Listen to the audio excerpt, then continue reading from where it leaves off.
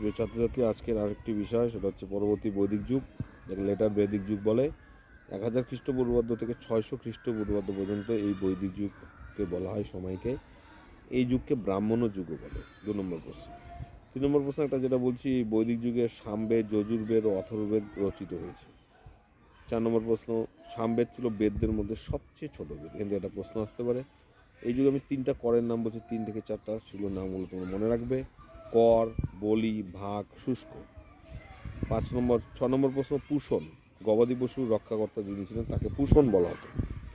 এই যুগে কয়েকটি যজ্ঞের নাম বলছি, অশ্বমেধ, বাজপেয়ী ও রাজস্ব। এই যজ্ঞগুলো খুব ইম্পর্টেন্ট।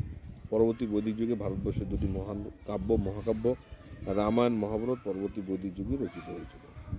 ব্রীহি বলতে ধানকে বোঝানো হতো, আর গোধুমা বলতে গমকে বোঝানো হতো।